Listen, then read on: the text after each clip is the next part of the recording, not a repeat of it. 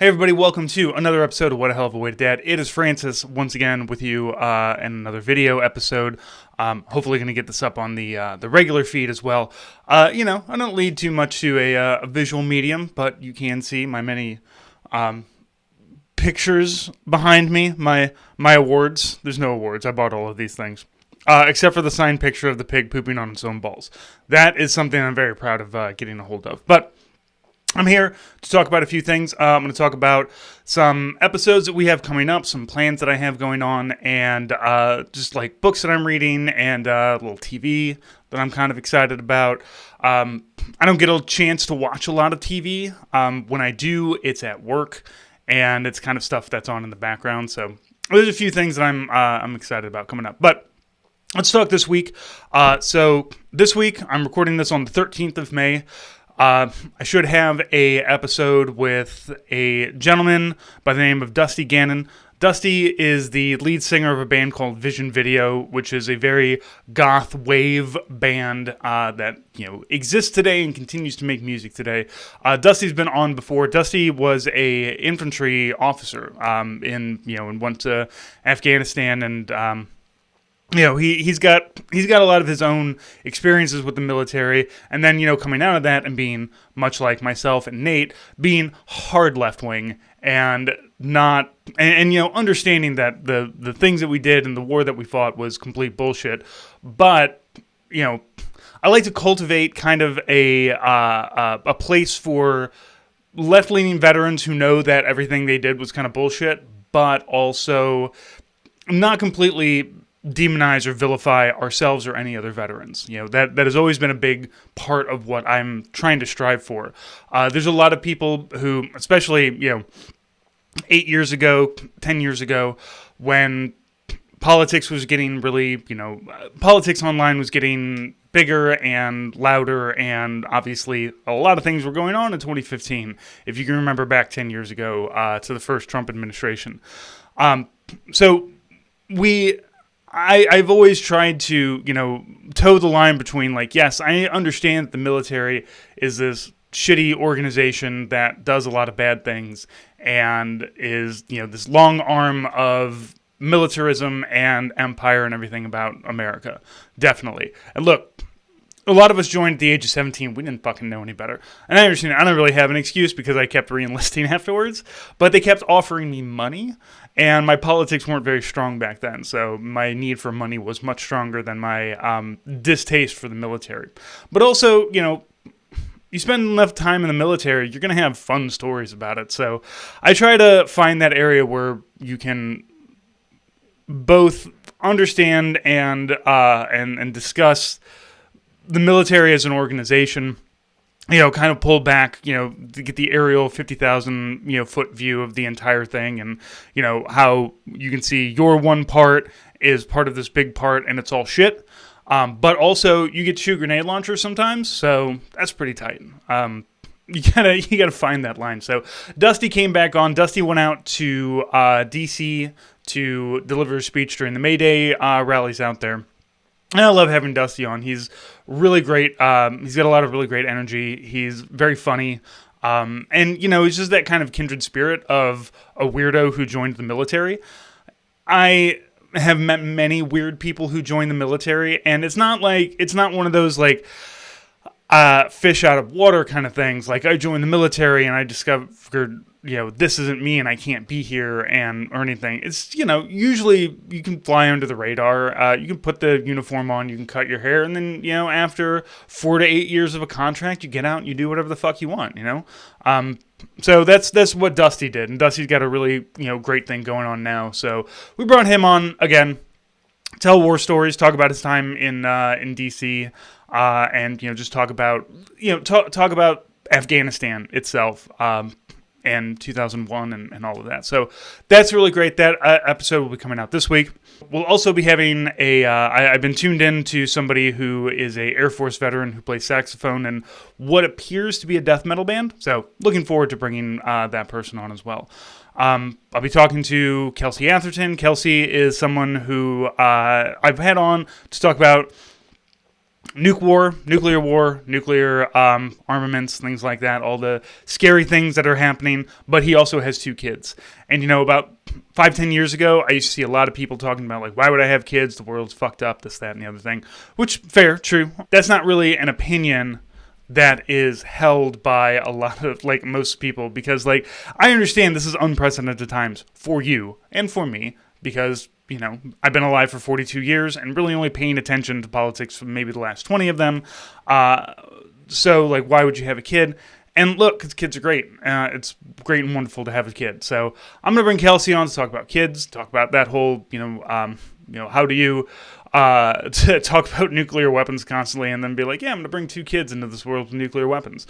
I mean, look, I did it too, so it's not that difficult, but look, I understand sentiments back and forth. Don't have kids if you don't want to have kids. Like, you don't have to come up with an excuse. You just be like, I don't want to have kids. I know plenty of people who don't have kids, and that's fine. I know a lot of people who don't have kids that shouldn't have kids, and that's great. What's the problem is the opposite, when somebody who does have kids that doesn't want them. That's when we kind of run into a problem. So, that's what I have kind of planned out for the next couple of weeks. We're going to have another Deadliest Warrior next month. Next month is the big one that I've been kind of dreading. It's the SS versus the Viet Cong, where I don't think anybody who watches that is going to come out a winner. But we're going to watch it anyway, because that's what we do here. So let's talk about some other things that we got going. This week, I discovered a new book series that somebody recommended it on Blue Sky. And the way that they described it was Master and Commander, but with dragons. So, Master and Commander, but with dragons is this book, His Majesty's Dragon, by Naomi Novik. Now, if you have read Master and Commander is the author, Patrick O'Brien, learned a whole lot about tall ships in the 1800s and decided that he needed to tell you all these things that he learned about tall ships. Now, tall ships are very complicated, and it takes a lot of people to run them, and none of us would be able to do it. I'm sorry, not a single one of us could be an effective crew member on a tall ship of any kind. But this one is interesting. It is Napoleonic Wars, but dragons exist. So everything else, the technology hasn't advanced. There are no, dragons, and also these things are more powerful. Now, they're all still using muskets and cannons. There are, some different advancements in artillery. We have to have some sort of anti-dragon artillery, so, make things poisonous and stuff. I'm only halfway through this book, and there's 9 of these books. And so far, I'm enjoying them. I'm not at a this book sucks. I'm gonna get rid of it. And it took me about 50 to 60 pages to really get into it, because the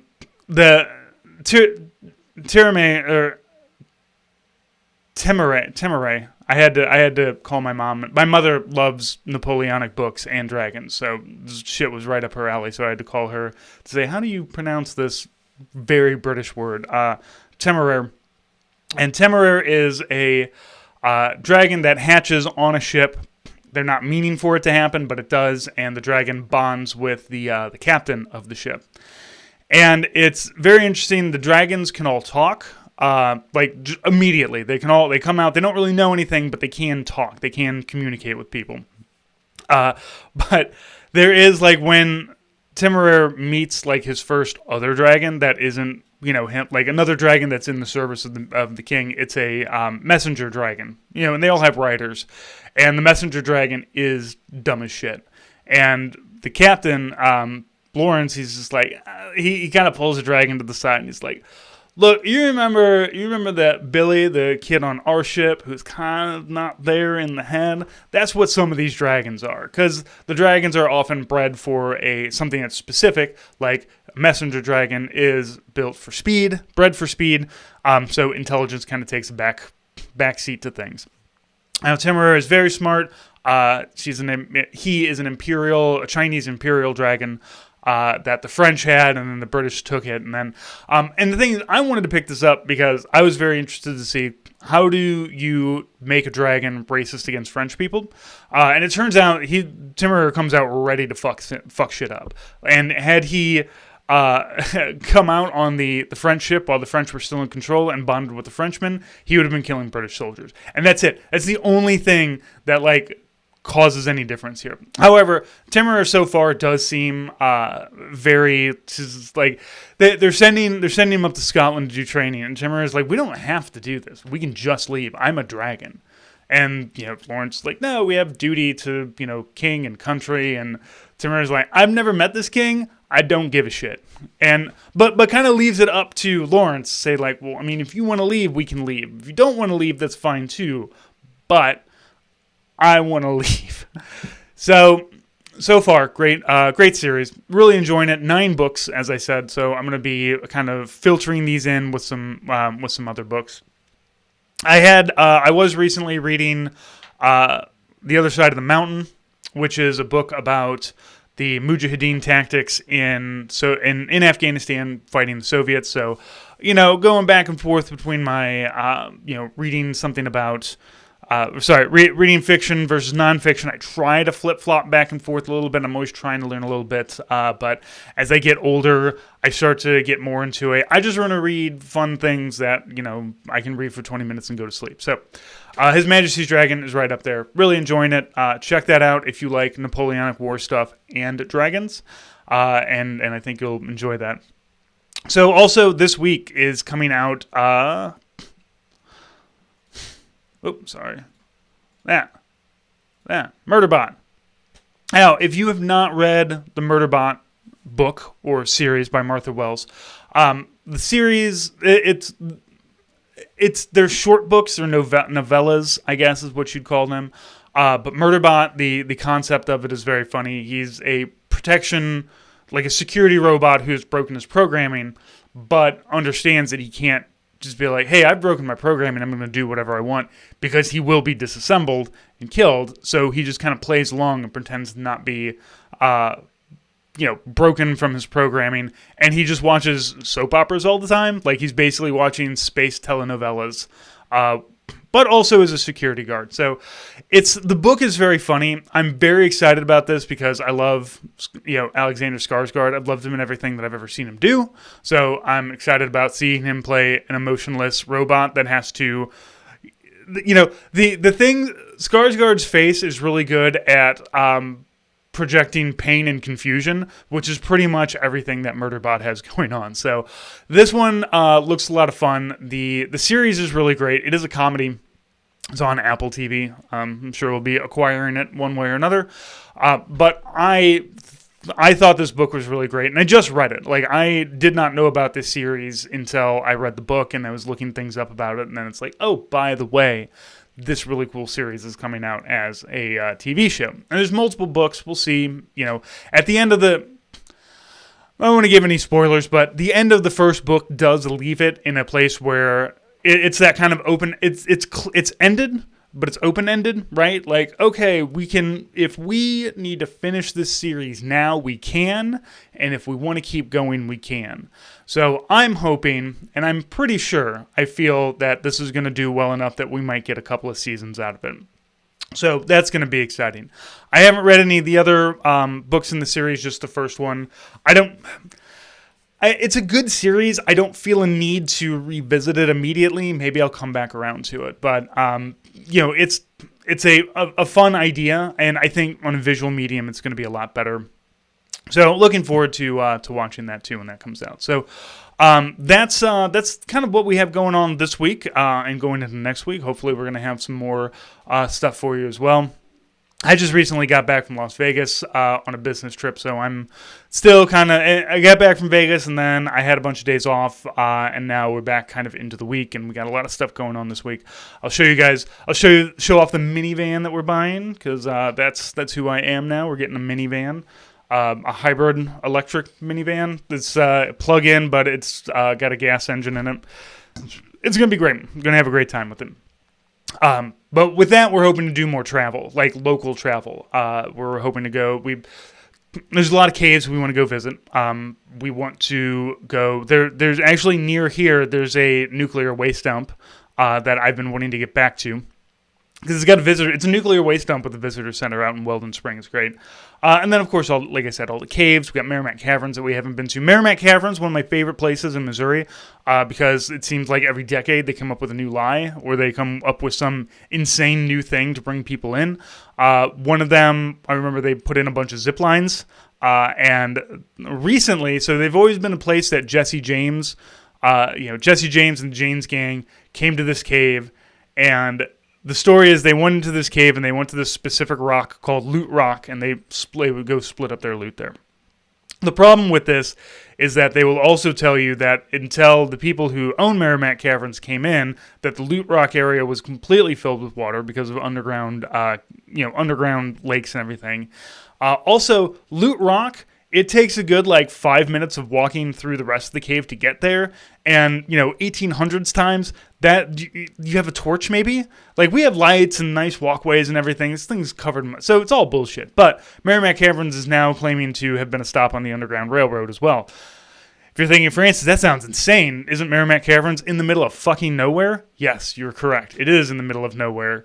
It's a ridiculous claim. But I do love a sideshow. I do love a roadside attraction. I especially love ones that will outright lie to me. Not because I want to go and challenge anybody. The person who's running the tour is reading from a script, or they probably don't believe it themselves either. But I do enjoy going to these things. I do enjoy having talking about it and then taking my kid aside and being like, this is kind of bullshit. Let's talk about the real history of these things. So, got that coming. So, we're going to be doing a lot more road trips, and I'm going to have a lot more trip reports. One thing that we really want to do is go back up to the Wisconsin Dells. It's one of my favorite spots. We used to go to Branson a lot, but God, Branson is very Branson. It's very white and very Missouri. And look, I have known plenty of people who are not white who have gone to Branson and enjoyed themselves, but it's southern Missouri. And look, they understand that they are a tourist town. The other thing that's in Branson is there's a huge gay population because there's a very big theater district there. But of course, southern Missourians don't like that. Don't like the gays doing their gay things. So they have kind of an underground thing. So anyway, Branson, I don't really care about going to Branson. Going up to the Dells, though, that's going to be fun. Wisconsin Dells has a bunch of indoor water parks. They're big on indoor water parks because it is in Wisconsin, so the summer is not very long there. But they've got a lot of different attractions and things up there. So we'll be doing that. I'm sure I'll be bringing pictures and videos and stuff like that from there, and we'll do some more of these videos from that. So let's go ahead. I'll go ahead and wrap this up then.